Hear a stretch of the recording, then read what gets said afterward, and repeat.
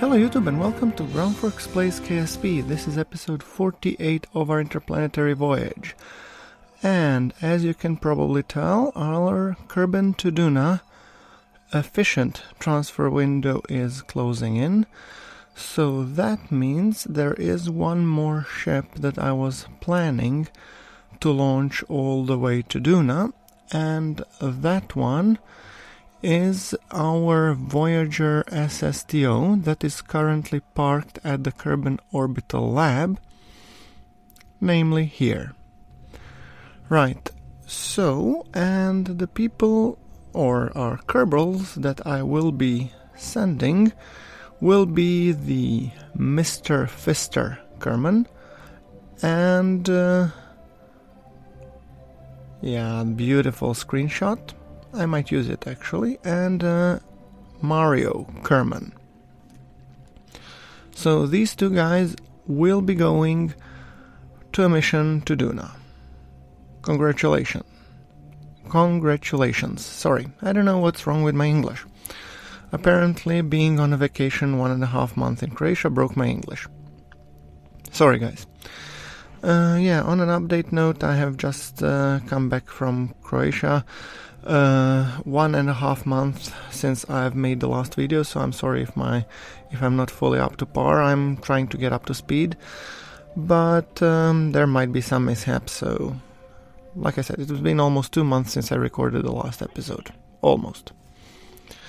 Anyway, we're transferring fuel to our SSTO and making sure that we're transferring food, water, oxygen, and also liquid fuel. So we will need all of these components to successfully transfer Mr. Fister and Mario Kerbin to Duna Orbital 1. That is kind of the plan. Okay, with that being said, just making sure that I'm using my tech fuel balancer to make sure that all the fuel is transferred. And also life support, oxygen, food, water, oxygen, and all that, yada yada yada. So I think once we do this, then I think the only thing we have remaining should be the liquid fuel. Let's just close this hatch. I mean, the liquid fuel looks about right. And then we need to actually transfer our Kerbals, right? Okay, buddy, so you, Mr. Fister, are going... Oh, selfie. Yeah, of course, you have to take selfies. When you're in such an environment, always do take selfies. Right, come on. And... Oh, Mr. Fister, please stop faffing around and board the plane. Yes. Thank you. Okay, that covers Mr. Fister, and now goes Mario. So, let's just shift the camera mode. And Mario, let's get you to the SSTO, shall we? I mean, we don't have more passengers because I have miscalculated, so I don't have enough resources to drive or to take many passengers all the way to Duna. Oh, Moonwalker. Hell yeah.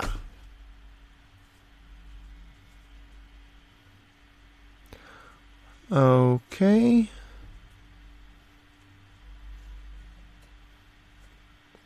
Grab that ladder, please. Right. Okay, that's it. Now, I think we are ready to disembark or decouple from our orbital station and embark on a great adventure that will be our trip to Duna. So... using the RCS to go a little bit further out of the reach of the station.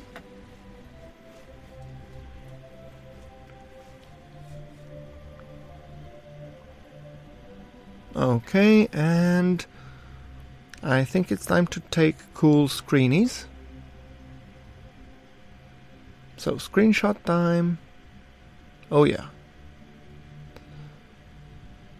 Right, so I'm gonna burn just a little to make sure that we do depart the station, and we have 1 year and 371 days worth of supplies, which I think is great. Okay, that being said, let us set Duna as our target, and let's plan our ejection burn now, shall we?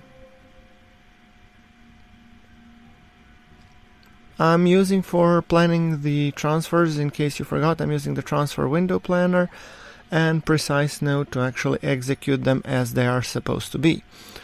So now I'm taking parameters from Kerbal alarm clock, which have been put there by the transfer window planner. Right.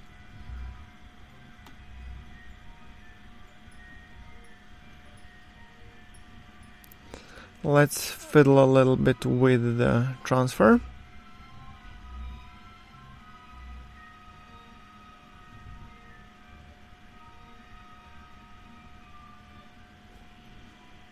Okay, a little bit fixing. Oh, and we have the Duna encounter, so it's just a matter of tweaking it a little bit back and forth. Yes, much better. Yes,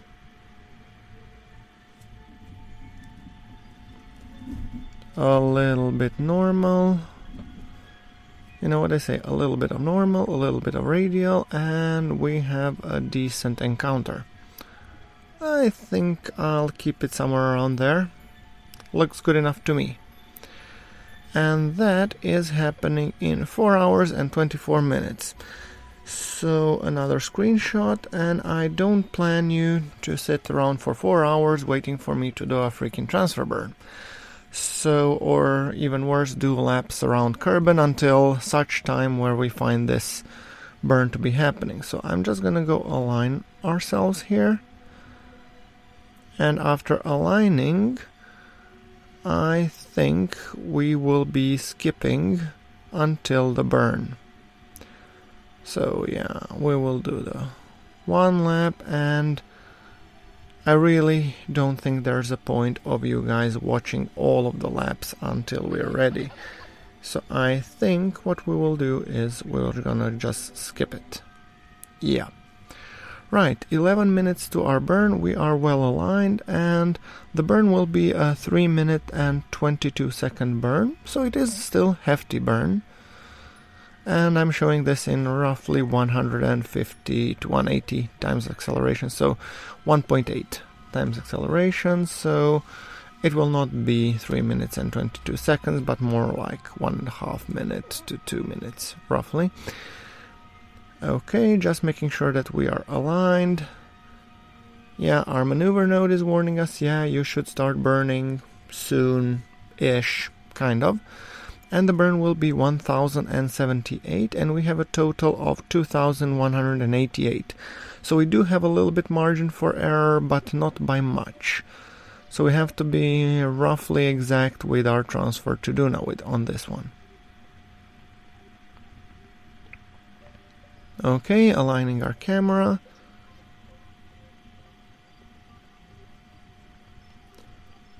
Right. I'm trying to find a good angle how to keep it shown to you guys, so it looks kinda nice. And we are in T-minus 5, 4, 3, 2, 1, and burn. A beautiful red glow of the LVNs. It's a little bit older technology, we're still using nukes, because at the time when we launched this, it's been in Series 1 actually. So if you guys haven't seen our Interplanetary Voyage Series 1, do take a look. I found it to be pretty cool.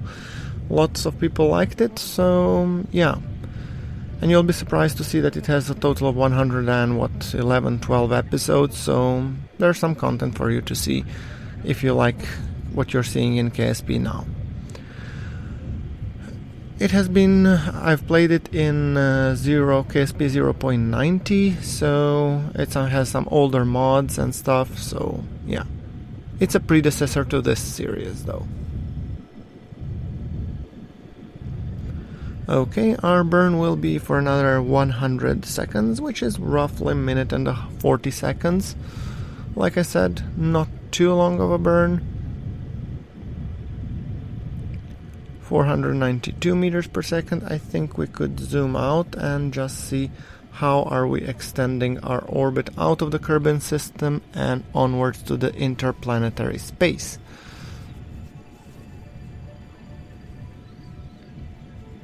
Let's focus on Duna, and I think I'm gonna zoom out a little bit so I can have a heads up when our transfer starts to, reach that area.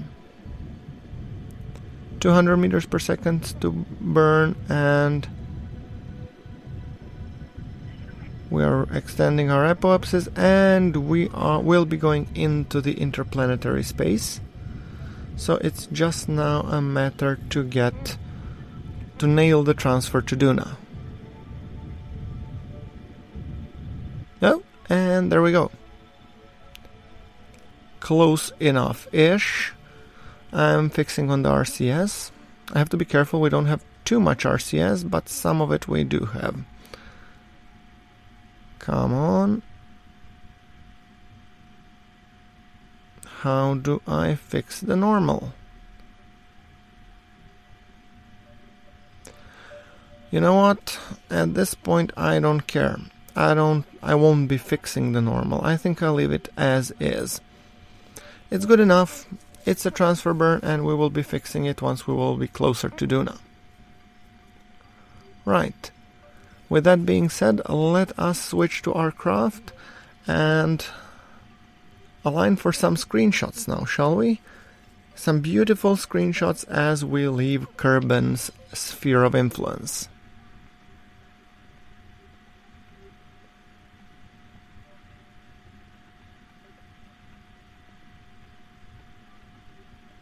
There you go.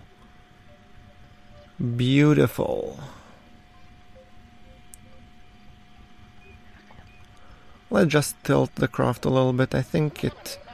Ooh, and we have the moon, the craft, and Kerbin, which is eclipsing the sun. Now that's a sight you don't see every day. And now we have a sunrise even. Beautiful.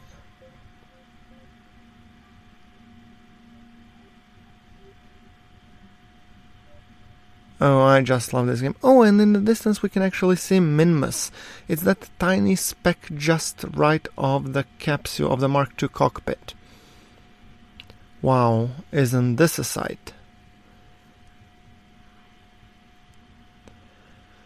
Okay, we have a total of 3 days until we leave Kerbin's sphere of influence. I think I'm gonna kick afterburners a little bit. And by afterburners I do mean time acceleration.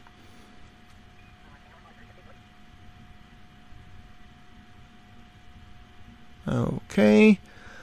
Mr. Fister and Mario are definitely going to Duna on the Voyager. Let's just accelerate until we secure that they have left the Kerbin's SOI, which should be right about now, kind of ish, in 15 minutes.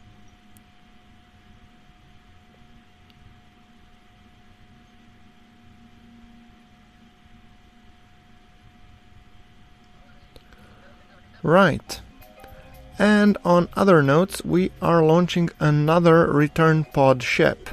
And this time we will be crewing it because poor Nelly is alone at the Kerbin Orbital Lab 1.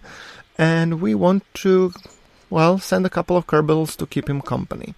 So it will be 2 days until it's ready for the launch, because it doesn't take long to produce such a rocket. It's rather a low-tech rocket, but it gets the job done. So, that being said, let's crew the return pod 1.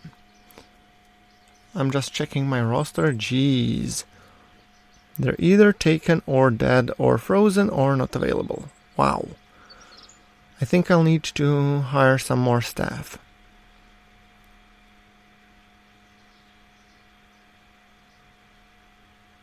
Okay, delete, and let's launch the sucker. Bill, Luzor, and let's see, we will be taking first. I want to be taking Herbie Kerman, who is an engineer, Shanton Kerman, and I think I'm going to take Luzor Kerman as pilot. So 3 Kerbals in total going up to the station. There we go. Let's just line up Kerbin Orbital Lab 1 with our takeoff.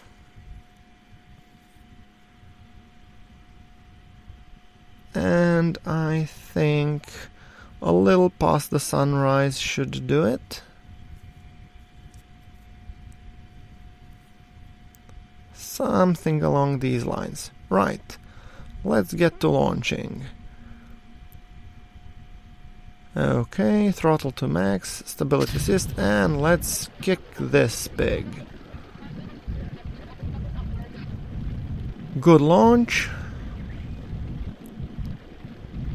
Herbie, Shanton, and Luzor Kerman are going to Kerbin Orbital Lab 1. Preparing for the gravity turn.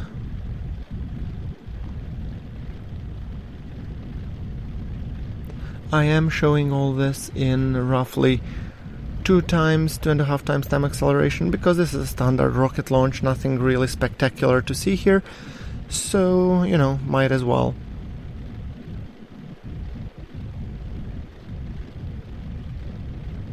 Beautiful ascent, good trajectory, and now I am burning for the apoapsis. I will be aiming for something past 100, but to ensure that, and also ensure that we do rendezvous with our Kerbin Orbital Lab 1. Okay, a little bit of explosions there. I mean, it's not KSP without the explosions, of course. Okay, we are coming up to 100, 106. Now let's see what's the situation. Ooh, a little bit too aggressive. Okay, so if I burn a little bit more, yeah, that should put those two markers together. Let's see, circularization, not happening really.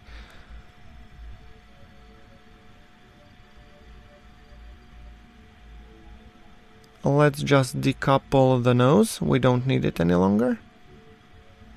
Or the ejection system. There we go.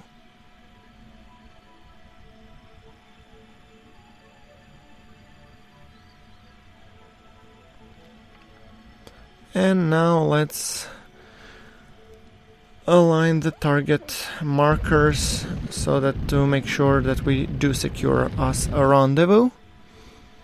As always, I'm doing my standard rendezvous dance where I actually align the yellow retrograde reticule, which is our retrograde reticule, with the retrograde reticule of the target craft, which is pink.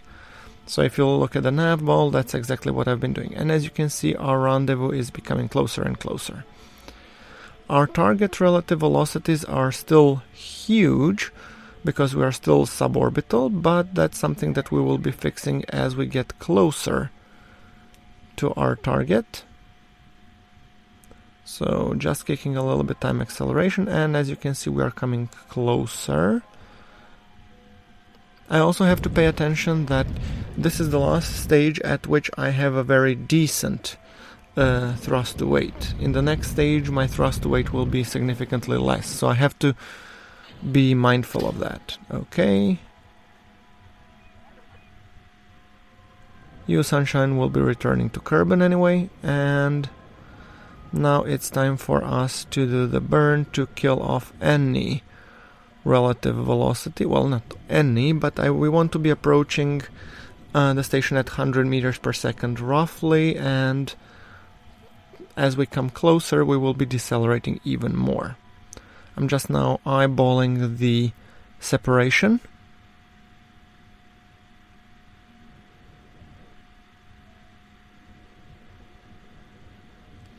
...230 meters per second relative to the target. You see, I do want to kill off relative velocity. I don't want to kill it off too quickly, because if I kill it too quickly, then our rendezvous will last forever, and there's a higher risk of a mismatch. And our target relative velocity is around 113, which is decent, and our thrust weight is 1.31, so that's good. 13 kilometers. And we will be passing roughly 200 meters from the station. And that will be happening in 2-ish minutes. So we can safely engage the turbos a little bit.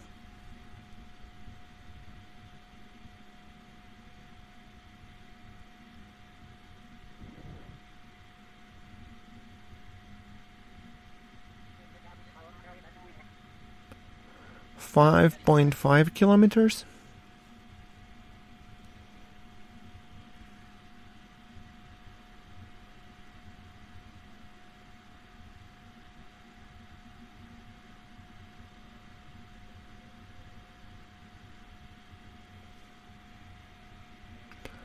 .5, and I'm expecting the physics to kick in, which it's doing right now. Okay.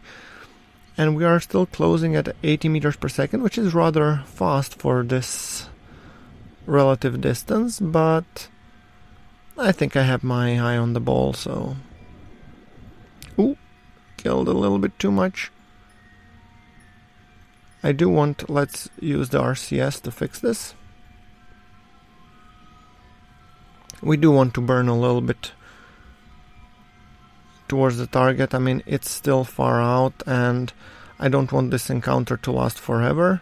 The craft is nimble enough, so I paid special attention to make sure that the craft is very, very flat, so it can turn quickly, and maneuvering with it, it's easy.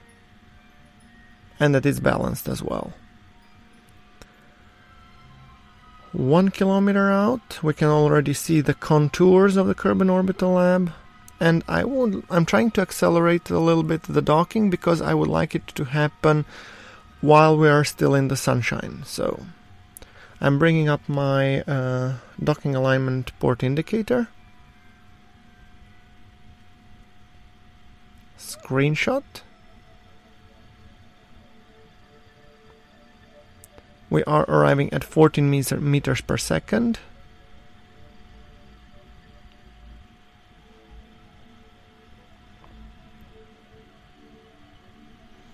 Decelerating by a little. 300 meters. I'm trying to eyeball how much sunlight do I still have. I do have some, but